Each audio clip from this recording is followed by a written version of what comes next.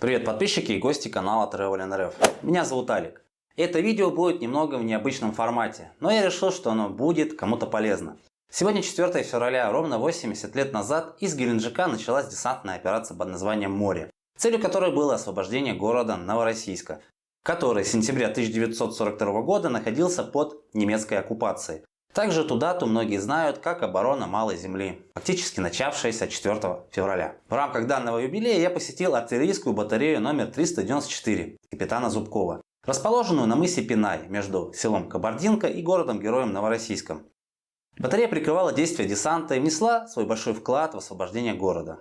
Я вам расскажу немного о самой операции «Море». Долго говорить об этом не буду, потому что на YouTube есть много хороших роликов по этой теме. Мне больше того, что там уже сказали, добавить будет нечего. Я вам лучше побольше расскажу о самом мемориальном комплексе. Подписывайтесь на мой канал и приятного просмотра. В начале 1943 года советские войска завершали разгром немцев под Сталинградом, наступали на Ростов и на Донбасс. А на Кавказе в это время шла подготовка к наступательной операции на Майкопском направлении. Командующий Закавказским фронтом генерал Тюленев получил распоряжение Ставки провести наступление на Краснодар. План состоял из двух частей – горы и море. Часть горы предусматривала освобождение Краснодара и наступление с целью отрезать пути немецким частям, направлявшимся на Ростов. Часть моря заключалась в наступлении Черноморской группы с одновременной высадкой морского и воздушного десантов. Как я уже сказал, в ночь с 3 на 4 февраля 1943 года около рыбацкой деревни Станичка, расположенной в районе мыса Мысхака в южной части Новороссийска, был высажен морской десант численностью в самом начале операции 271 боец под командованием майора Цезаря Куникова. Так и началась операция «Море». Конечно, десантный отряд Куникова был не основной. Основной отряд в количестве более 1500 бойцов морской пехоты должен был быть высажен в районе населенного пункта Южная Зыреевка. Но, к сожалению, отряд был разбит обороняющимися силами противника, а куниковцы смогли закрепиться. Малая Земля – это как раз название плацдарма в районе Станички. Первоначально на пятачке оборонялось лишь 800 человек. По десанту велся непрерывный огонь, немцы предприняли несколько попыток атаковать и опрокинуть советских бойцов в море, но плацдарм был удержан. Это дало возможность в течение последующих 5 ночей высадить на берег 2 бригады морской пехоты, стрелковую бригаду, истребительно-противотанковый полк, а также доставить необходимое снаряжение. Численность войск достигла в итоге 17 тысяч человек. Командование приняло решение удержать Малую Землю, чтобы использовать ее впоследствии как плацдарм для наступления. Красноармейцам пришлось буквально вгрызться в землю, чтобы уберечься от огня противника, который расположился на окрестных высотах. Вся территория Малой Земли была изрыта траншеями и подземными убежищами. Снабжение плацдарма было очень затруднено, поэтому бойцы постоянно испытывали недостаток боеприпасов и продовольствия. Героическая оборона этого клочка земли продолжалась 225 дней и завершилась утром 16 сентября освобождением Новороссийска. За мужество и отвагу 21 воин был удостоен звания Героя Советского Союза. Правда, все омрачилось тем, что в ночь на 12 февраля 1943 года Цезарь Куников был смертельно ранен взрывом шальной мины. Он был эвакуирован в Геленджик и там 14 февраля того же года скончался от ран. За мужество и отвагу Куникову Цезарю Львовичу указом Президиума Верховного Совета СССР от 17 апреля 1943 года посмертно присвоено звание Героя Советского Союза. В честь героя в Геленджике и Новороссийске названы улицы. Теперь давайте перенесемся на территорию артиллерийской батареи, названную, как я уже сказал выше, в честь капитана Зубкова Андрея Эммануиловича. Я сейчас как раз нахожусь у входа в мемориал под открытым небом. Вход на территорию мемориального комплекса совершенно свободный и бесплатный. Есть, правда, экскурсионное сопровождение, которое можно приобрести при входе в кассе за 150 рублей. Детский билет с 6 лет обойдется в 50 рублей. Я же собираюсь обойти всю территорию музея. Он на самом деле небольшой, хотя больше, чем я ожидал.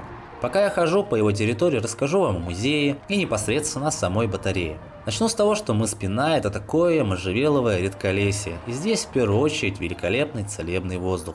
Так вот, за год до начала войны командованием Черноморского флота было принято решение в целях усиления обороны создать береговую артиллерию в составе 3 артиллерийских дивизионов. Первый артиллерийский дивизион дислоцировался к юго-востоку от Новороссийска. В него входили непосредственно батарея Зубкова, 663-я батарея, расположенная в селе Марьиной Роще, которая расположена рядом с Геленджиком, 714-я батарея капитана Челака в Рыбацкой бухте. Сейчас бухта называется Голубой.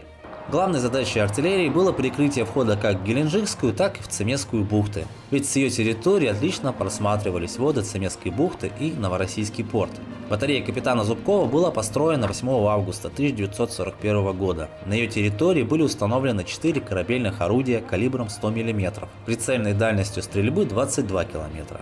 За счет того, что она была самой близкой к линии фронта и благодаря выгодному расположению, батарея была самой результативной единицей береговой обороны и сыграла важную и героическую роль в отражении нападения немецких войск с моря и уничтожала объекты противника как на суше, так и в воздухе. За время ведения боевых действий по батарее было выпущено свыше 5000 артиллерийских снарядов и сброшено более 7000 авиационных бомб. Но несмотря на это, орудия снова восстанавливали и противостояние продолжалось. На территории мемориала вы найдете как раз несколько воронок от попадания снарядов.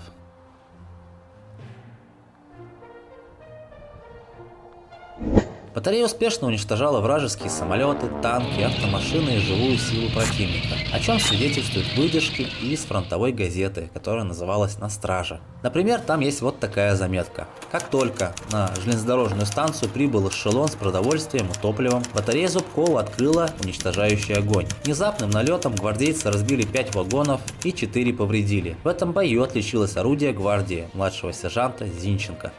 За точность и меткость стрельбы батарею называли регулировщиком уличного движения в Новороссийске. Сегодня батарея – это мемориал под открытым небом. На его территории сохранились оригинальные корабельные орудия, зенитная пушка, командный пункт, оружейные погреба, пост химической защиты. Эти железобетонные сооружения, построенные еще в 1941 году, до сих пор впечатляют как образец военной фортификации.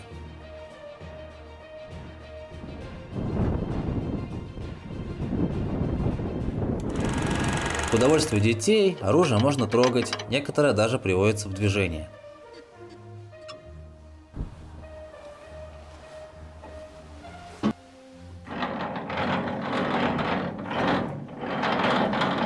В погреба и командные пункты можно спускаться, а в одном из подземных помещений оборудован музей памяти и фотовыставка. Для навигации по территории при входе в кассе можно получить карту-схему с отмеченными орудиями. На территории имеются указатели и таблички с описанием событий. На территории мемориала вы увидите все 100-мм корабельные орудия, зенитную 85-мм пушку, авиадвигатели советских истребителей. Я обратил внимание, что один похож на автомобильный двигатель, другой на мотоциклетный.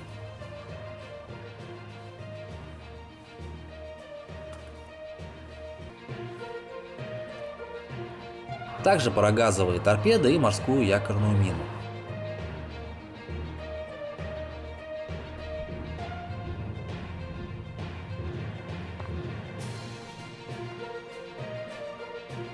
Подъем на самую высокую точку мыса и мемориала не очень крутой. Перепад высот здесь около 100 метров. Поэтому поднимутся и дети, и люди в возрасте. И тогда вам откроется вот такой вид.